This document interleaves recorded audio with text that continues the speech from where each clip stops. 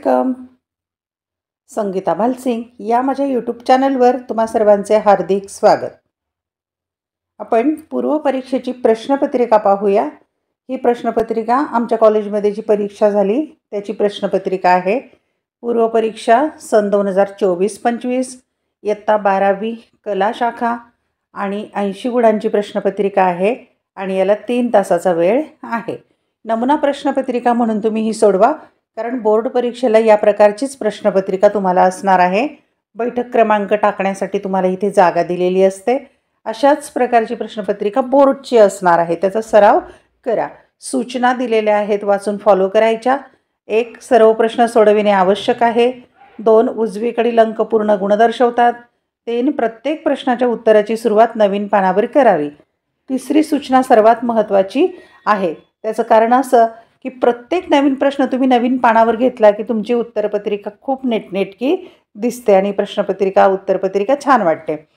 चला तर पाहूया. विषय राज्यशास्त्र या विषयाची ही प्रश्नपत्रिका आहे. पूर्वपरीक्षेची 80 गुणांची. ती कशी सोडवायची ते आपण पाहूया. पण प्रश्नपत्रिका आत्ता मी देते, उत्तरपत्रिका लवकर मी व्हिडिओ तयार करून देईल. यामध्ये प्रश्न क्रमांक आहे पहिला, जो वस्तुनिष्ठ प्रश्न आहे. वस्तुनिष्ठ प्रश्न पहिला 20 गुणांचा आहे. त्यातला पहिला अ प्रश्न आहे, रिकाम्या जागी योग्य पर्याय निवडून विधाने पूर्ण करा.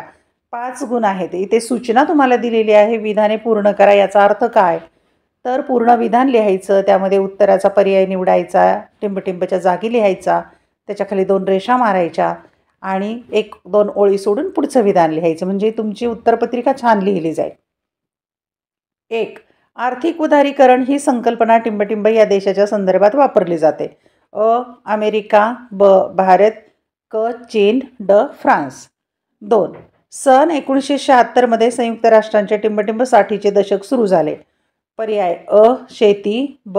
बालक, क. महिला, ड. स्वास्थ्य. 3. नक्षलवादी चळवळीची मुळे टिंबटिंब चळवळीत सापडतात.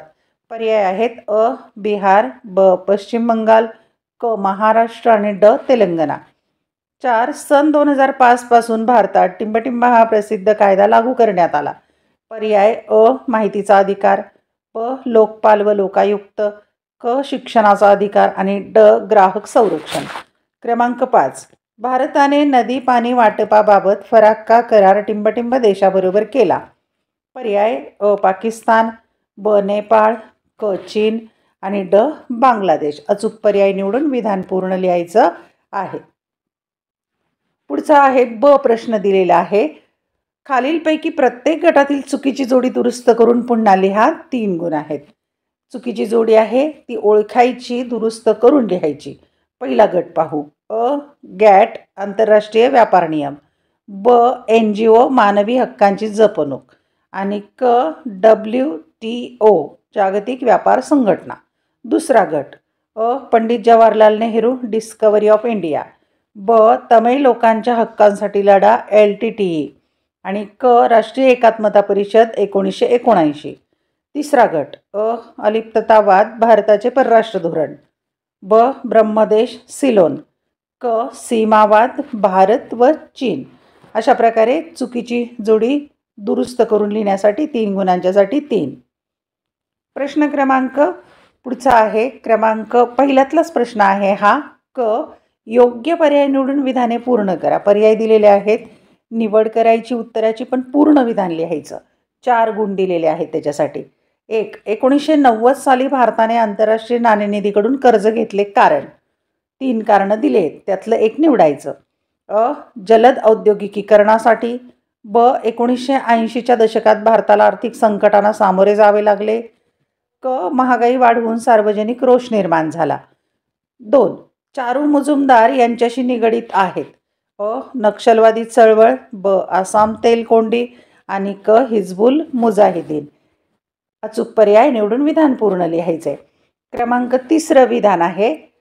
स्वातंत्र्य प्राप्तीपासून भारत आणि पाकिस्तान यांच्यातील संबंध तणावपूर्ण राहिले. कारण पर्याय अ. पंजाबबाबत वाद, ब. जुनागड वाद आणि क. काश्मीरबाबत वाद. क्रमांक 4.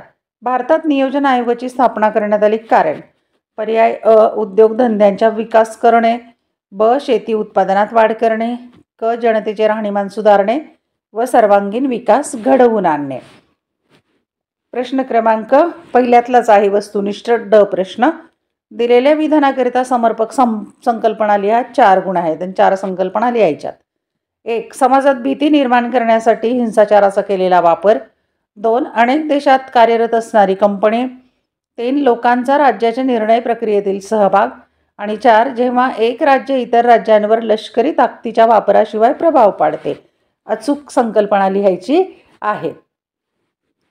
पहिल्यातलाच प्रश्न आहे वस्तुनिष्ठ. गटात न बसणारा शब्द ओळखा व लिहा. 4 गुण आहेत. 1. दहशतवाद, नक्षलवाद, राष्ट्रवाद, उग्रवाद या गटात न बसणारा विसंगत शब्द लिहायचा आहे. 2. Sikkim, Dalai Lama, Arunachal Pradesh, Meghalaya. 3. Mobile, satellite, internet, gramophone. आणि 4. ब्रिक्स संघटनेचे सदस्य देश भारत, चीन, अमेरिका, रशिया. अचूक उत्तर लिहायचे गटात न बसणारा शब्द. आता आहे प्रश्न क्रमांक 2. खालील संकल्पना चित्र पूर्ण करा आणि 4 गुण आहेत. 4 रिकाम्या चौकटीत उत्तर लिहायचं आहे. आणि संकल्पना चित्राचा विषय आहे सुशासनाची मूल्य.